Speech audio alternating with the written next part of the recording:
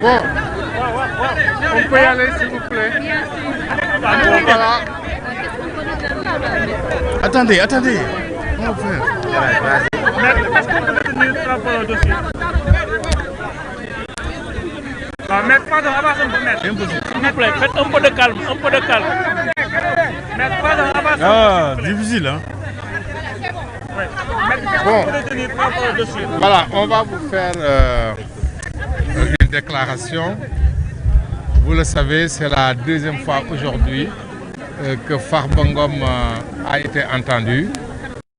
Et à la suite de cette deuxième audition, où il a été entendu successivement avec Tahirou Sarr, mon confrère maître Babacar Cissé va vous faire une déclaration en français, à la suite de quoi je vous en ferai le résumé en wolof. Et sans plus tarder, je vais laisser la parole à maître Babacar Cissé pour une déclaration en français. Merci. Bon, oui. Bon, à la suite de mon confrère maître El Hadji Amadou Sall, je tiens à préciser que M. Farba Ngom, après son audition du lundi 15 décembre, a été extrait du pavillon spécial pour être entendu aujourd'hui dans l'après-midi à 15 h. Évidemment, son audition avait été précédée de celle de M. Tahirou Sarr. Et Tahirou Sarr a été entendu par rapport aux faits pour lesquels ils ont tous les deux été placés sous mandat de dépôt, c'est-à-dire l'escroquerie portant sur des deniers publics pour la somme de 31 milliards et de 91 milliards. Et je pense qu'en fait l'audition de M. Tahirou Sarr a éclairé de manière indiscutable la lanterne du juge d'instruction. Parce que simplement, M. Tahirou Sarr a lavé à grande eau M. Farba Ngom pour dire exactement, pour rapporter la preuve de ce que les faits qui sont reprochés en réalité à Farba Ngom ne sont pas établis. Ils ne sont pas établis parce que simplement, tout porte sur des transactions immobilières dont les preuves ont été rapportées par M. Tahirou Sarr. Donc, il n'y a pas eu de détournement de deniers publics, il n'y a absolument rien du tout. Et Tahirou Sarr est allé plus loin. Parce que simplement, on leur reproche 125 milliards. Tahirou Sarr a justifié 236 milliards. C'est-à-dire qu'il est allé au-delà. Puisque ce qu'on leur reproche, il a rapporté la preuve. Pièce à l'appui. Pour un montant de 236 milliards. Et il est allé plus loin encore. Pour dire que mais moi, l'État du Sénégal me doit 600 milliards. C'est-à-dire que vous devez à quelqu'un 600 milliards et vous envoyez la personne en prison pour 125 milliards. Il n'y a qu'au Sénégal qu'on peut le voir. Parce qu'en réalité, s'il y a un créancier, c'est bel et bien Tahirou Sarr. S'il y a un débiteur, c'est l'État du Sénégal. S'il y a quelqu'un qui doit être poursuivi, c'est l'État du Sénégal. Et donc, par conséquent, je pense qu'en fait, M. Tahirou Sarr et M. Farba Ngom n'ont pas leur place en prison. Ils doivent être immédiatement libérés. Et nous allons œuvrer dans ce sens-là. C'est pourquoi nous avons tenu à faire cette déclaration. Pour le moment, nous allons introduire une nouvelle demande de mise en liberté et nous estimons et nous espérons que, compte tenu des éléments nouveaux qui ont été produits devant le juge d'instruction, dans son dossier, que M.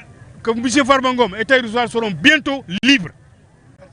Voilà, je vous remercie. Merci beaucoup. Merci. Donc,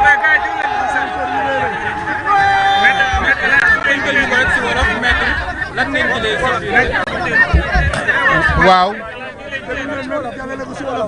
dafa am lu ñu doon wax ci njëlbeen bi ba léegi dañ doon wax naan Farba Ngom mi ngi doon xaar ba ñu agsi ci cëppaandaw ga tey la ñu ñëw ci cëppaandaw ga bërki démb gis ngeen ko Farba ñëw na ñu laaj ko juge bi laaj ko procureur bi laaj ko ay avocat am laaj ko bi ñu génnee ñëw ci yéen wax leen ne Farba joxe na ay tontu yu leer nañ tontu yoo xam day wane ne que amul lenn loo xam ci lu ñu koy tontu li dëgg la wala am na firnde tey nag moo doon cëppaandaw bi parce que tey Farba dafa ñëw fekk fi Tahirou ñu woo Tahirou laaj Tahirou li mu wax lépp dëggal li Farba ma sa wax wane ne ko ñoom ñaar li ñu séq dañuy def business dañuy liggéey ñuy liggéey ci suuf te lépp luñ ciy liggéey ci ay anam yu leer lay liggéeyee Tahirou indi ay firnde dëggal li tax Farba wax yamul ci loolu dem na ba ni nee nañu yoo man dañ may topp lu toll ci téeméeri milliards ak ñaar fukk ak juróom li ma liggéey ak état ëpp na loolu la ma liggéey ak Farba ëpp na loolu agsi nañu foo xam ne fi moom ci boppam indi na ay firnde yu amul sikk sàkk amul dara luñ ciy teg yow xam ne bi wane na ne que li mu liggéey li ëpp na 200 milliards te benn dërëm bu ci nekk indi na firnde teg ko ci taabal bi yamul ci loolu dem na ba ni que nguur gi état tey jii muy wax état yorel na ko juróom benn téeméeri milliards yoo xam yu mu liggéey la état yorel ko ñuy wax ne nag nit mënoo ñëw nga yorel ko juróom benn téeméeri milliards naan def la luubal ñaar fukki milliards loolu mooy li fi am kon tey moo doon daana ko presque bésu jugement parce que tey leer na que Farba lam doon wax la taxoon ñu téye ko fukki weer ak lu ci topp ba léegi laajuñu ko tey bañ ko laajee yëpp leer na ci moom leer na it ci Tahirou ñu jàpp ne nit nag suñ la tegeeg tuuma bi rëy lool nga ñëw wax teggi tuuma bi ci ay anam yu kenn mënul weddi parce que Farba dafa teggi tuuma yu ñu ko tegoon ci tey tuuma nag suñ la ko tegee nga teggi ko lenn moo ci des ñu setal bi ci jiitu mooy ñu bàyyi nëgandiku fii ak ñu xool naka lañ koy bàyyee définitivement bàyyi nëgandiku googule tey jii loolu la dossier bi feeñal ñuy wax ne dinañu ci liggéey dinañu ci def suñu kéem kattan parce que loolu suñu métier te amees na si yaakaar ne su lépp jaaree ci yoon te dara fenqul la ñuy def lenn rek moo ci des ñu bàyyi ko mu dem ñibbi ci këram merci.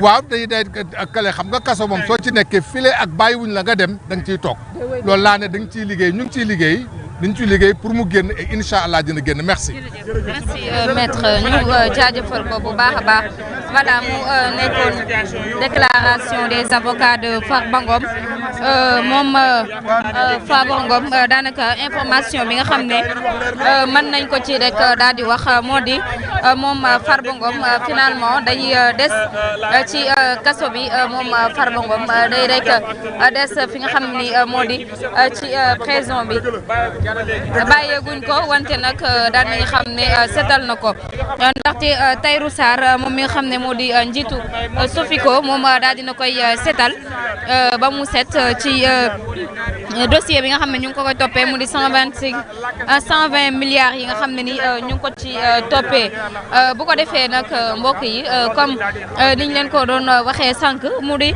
information bi ñu njëkk